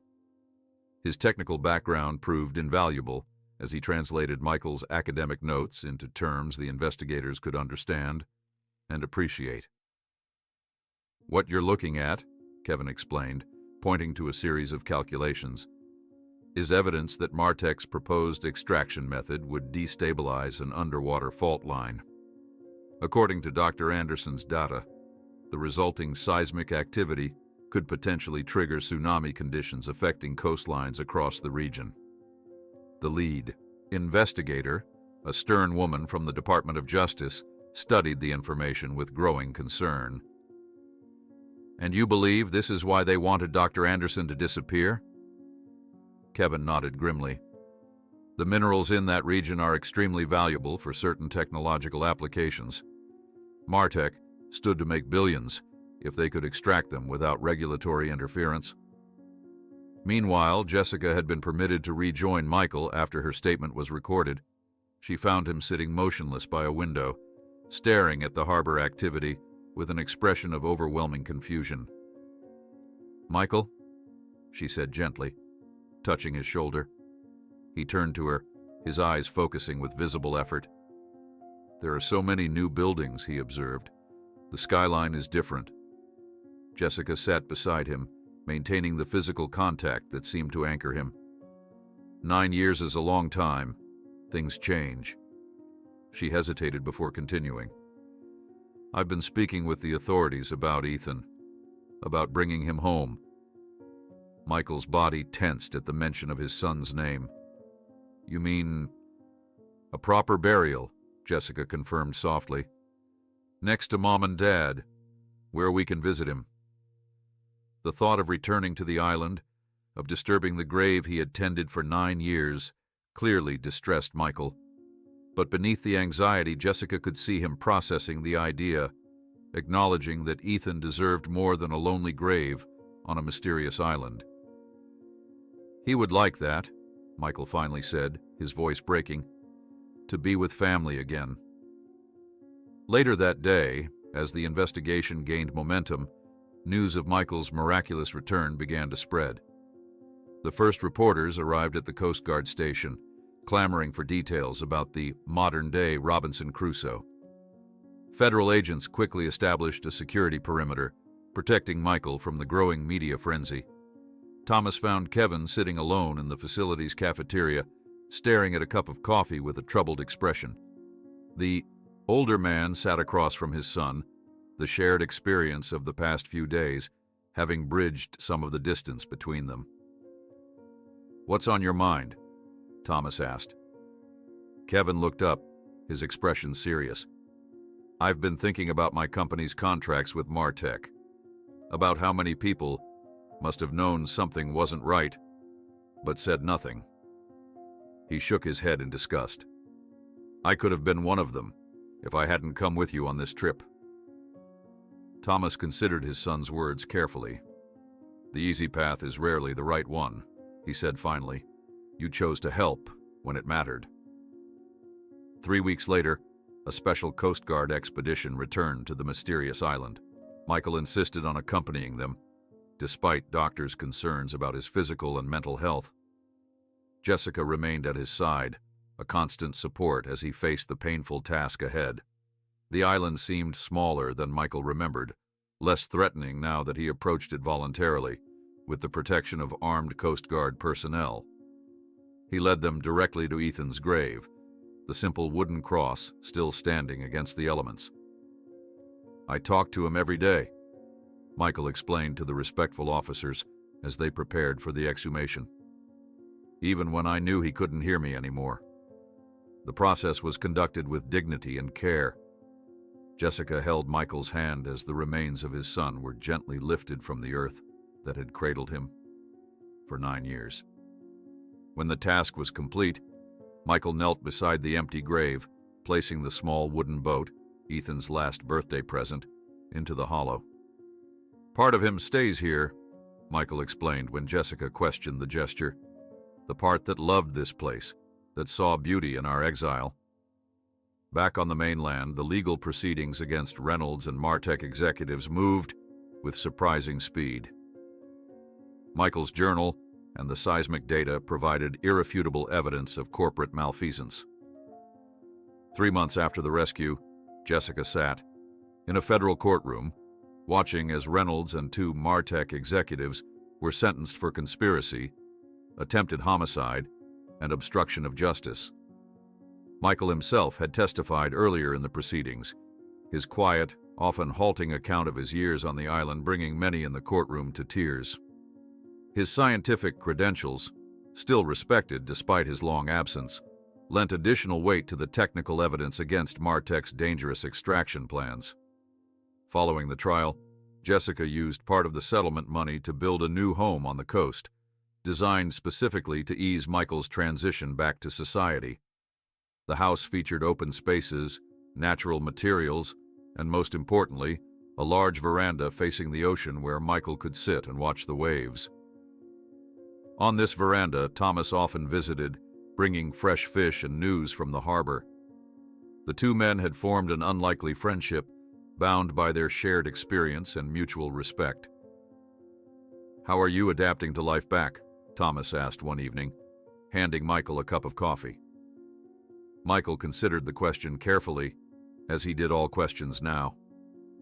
"I still feel lost sometimes," he admitted. "The world moves too quickly, has too many people, too much noise." He looked out at the ocean, his constant compass. "But now, at least, I know someone will find me."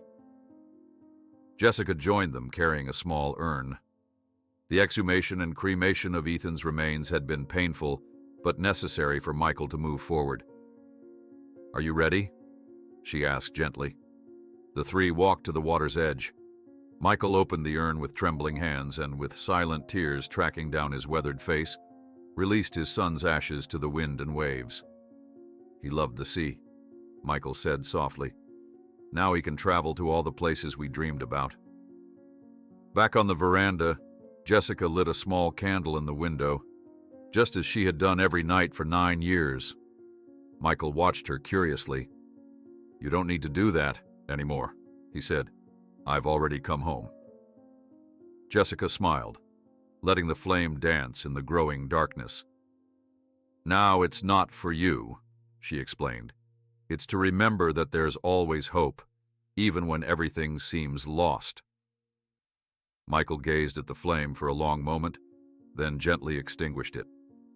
"Some things remain lost," he said. "But maybe that isn't the end of the story."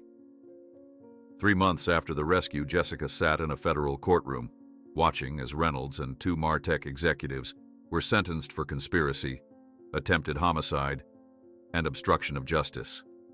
The journal of Michael and the seismic data had provided irrefutable evidence. Michael's words lingered in the air as the sun continued its descent over the horizon. The three of them sat in contemplative silence, each lost in their own thoughts about what had been lost and what had been found. Thomas swirled the remaining coffee in his cup, watching the amber liquid catch the last rays of sunlight. For a man who had spent most of his life at sea, being part of this extraordinary story had changed him in ways he was only beginning to understand. 3 weeks later, Michael Anderson stood outside the federal courthouse, straightening the unfamiliar tie that Jessica had helped him put on that morning. The suit hung loosely on his still thin frame, despite the nutritionist's best efforts to help him regain weight. 9 years of subsistence living had permanently altered his physique, just as it had transformed his mind. "Remember what we practiced?" Jessica said quietly, standing beside him on the courthouse steps. "Just tell the truth. That's all they need to hear." Michael nodded, his eyes focused on the imposing doors ahead. Inside that building, Reynolds and the Martech executives would face justice for what they had done to him and Ethan. The thought of seeing Reynolds again made his stomach clench, but he was determined to face his tormentor with dignity. Thomas and Kevin joined them, both similarly dressed in formal attire. Kevin carried a briefcase containing copies of the most critical evidence, the seismic data and Michael's journal entries about Reynolds' visit to the island. "Ready?" Thomas asked simply. Michael took a deep breath and straightened his shoulders. With a determined nod, he walked forward, leaving behind the man who had hidden in fear for 9 years. Today he would speak not just for himself, but for Ethan. Inside the courtroom, the atmosphere was tense with anticipation. Journalists filled the public gallery, notebooks and electronic devices ready to capture every word of this unprecedented case. At the defense table sat Reynolds, flanked by Martech CEO Edward Vance and Operations Director Philip Keller. Their expensive suits and confident postures spoke of men accustomed to wielding power without consequence. When Michael was called to the witness stand, a hush fell over the room. He walked steadily, despite the anxiety churning inside him. After being sworn in, he faced the courtroom, his gaze deliberately avoiding Reynolds until he was ready. "Dr. Anderson," the prosecutor began gently, "in your own words, could you tell the court what happened 9 years ago on June 18th? Michael's voice, initially hesitant, grew stronger as he spoke. He described the fishing trip with Ethan, the sudden storm that seemed to materialize without warning, and their desperate struggle to stay afloat, as the Marina Star capsized. The life raft inflation system worked, but the storm was unlike anything I'd experienced, he explained. The waves were massive, 20 feet or more. We had no control over our direction. When we finally washed ashore on the island, we thought we'd been saved. His voice caught. We were wrong. With methodical clarity, Michael recounted their initial hope of rescue, the gradual realization that they were on an uncharted island, and then the devastating illness that took Ethan's life. Several jurors wiped away tears as he described burying his son, using stones to mark the grave until he could craft a proper cross. "And why do you believe your disappearance was not accidental?" the prosecutor asked. Michael finally looked directly at Reynolds, whose expression remained impassive. "Because I had refused to sell my research to Martech. My data showed that their planned extraction method would destabilize the seabed, potentially causing disasters that would affect coastal communities across the region." He paused. 3 weeks before our disappearance, I received threats from Martech representatives. The storm that caught us was localized, sudden, and occurred in waters I knew well. It was convenient. When asked about Reynolds' visit to the island years later, Michael's testimony became even more damning. "He saw me watching from the trees. Our eyes met. He recognized me. I know he did. Then he turned away, spoke to his team, and left. They all left." Throughout the cross-examination, the defense attorneys tried to undermine Michael's testimony, suggesting his memory had been affected by trauma and isolation. But Michael remained steadfast, his scientific training evident in his precise recall of dates, conversations, and data. At the end of his testimony, the prosecutor asked one final question. "Dr. Anderson, what do you hope will come from these proceedings?" Michael thought carefully before answering. "Justice for my son, whose life was cut short by corporate greed, and protection for the communities that would have been devastated if Martech had proceeded with their plans." His voice, though quiet, carried throughout the silent courtroom. No mineral deposit, no profit margin, is worth human lives. As Michael returned to his seat beside Jessica, he felt a weight lifting, not the burden of grief, which he knew would always remain, but the oppressive silence of 9 years spent unable to tell his truth. The trial continued for weeks, with expert witnesses confirming the validity of Michael's research and the dangers of Martech's proposed extraction methods. Kevin's testimony proved particularly damaging, as he could explain the technical aspects in terms the jury could understand, connecting the corporate malfeasance directly to the human cost. On the day of the verdict, Jessica sat rigidly beside Michael, her hand gripping his as they waited. When the jury foreman announced guilty on all counts, conspiracy, attempted homicide, obstruction of justice, the courtroom erupted in murmurs. Reynolds' face remained stone-like, but the Martech executives visibly paled as the reality of their situation sank in. Outside the courthouse, after declining most interview requests, Michael spoke briefly to a single reporter. "My son believed in justice," he said quietly. "Today, he got it." In the months that followed, Michael focused on rebuilding his life in the modest coastal home Jessica had purchased, with part of the settlement money. The house, designed with Michael's needs in mind, featured large windows that could be opened to let in the sound of waves, natural materials that felt familiar under his hands, and a spacious kitchen where he could relearn the joys of cooking with ingredients he'd been denied for years. Most important was the garden, where Michael spent hours each day. He'd discovered during his recovery that working with plants helped ease his anxiety and ground him when the modern world became overwhelming. Jessica often watched from the veranda as her brother meticulously tended to vegetables and flowers, his movements deliberate and peaceful. "The psychiatrist says he's making remarkable progress," she told Thomas during one of his regular visits. "There are still bad days, Moments when he gets lost in memories or becomes overwhelmed by crowds or technology, but they're becoming less frequent. Thomas nodded, understanding. He'd witnessed firsthand how Michael sometimes froze mid-conversation, his mind temporarily retreating to the island. Healing isn't linear, he observed, watching Michael through the window, but he's finding his way back. On a clear autumn morning, 6 months after the rescue, a small gathering assembled on the beach behind Michael and Jessica's home. The occasion was solemn but necessary, a formal memorial service for Ethan. Michael had initially resisted the idea, preferring to keep his grief private, but had eventually recognized the importance of giving others who had loved Ethan a chance to say goodbye. A small stone marker had been installed in the local cemetery next to the graves of Michael and Jessica's parents. But this beach ceremony, with the sound of waves providing a fitting soundtrack, felt more appropriate for a boy who had loved the ocean. Michael had spent days preparing what he would say, writing and rewriting his thoughts. But when the moment came, he set aside his notes and spoke from his heart. "My son lived 9 years ago," he began, his voice carrying clearly over the sound of surf. "For most of you, he's been gone all this time. For me, he's been gone for 9 years, and yet also just yesterday."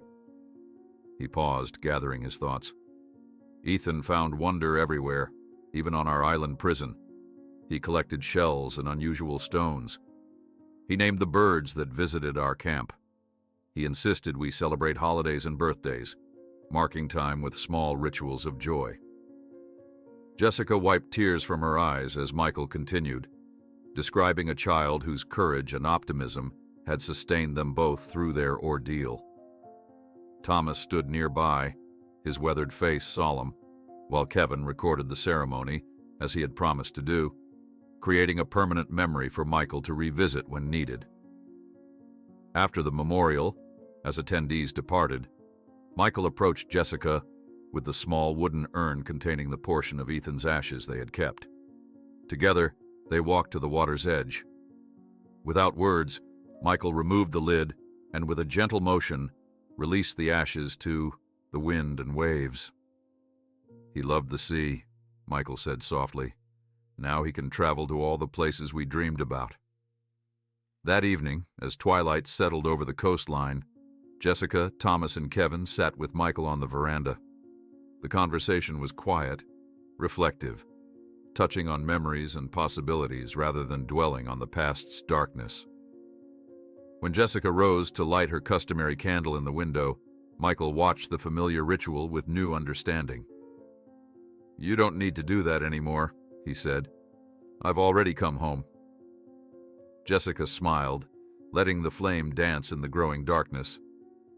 "Now it's not for you," she explained. "It's to remember that there's always hope, even when everything seems lost." Michael gazed at the flame for a long moment, then gently extinguished it. "Some things remain lost," he said. "But maybe that isn't the end of the story." When the sun set completely, Thomas raised his coffee cup in a simple toast. "To navigators," he said. "May we all find our way back eventually."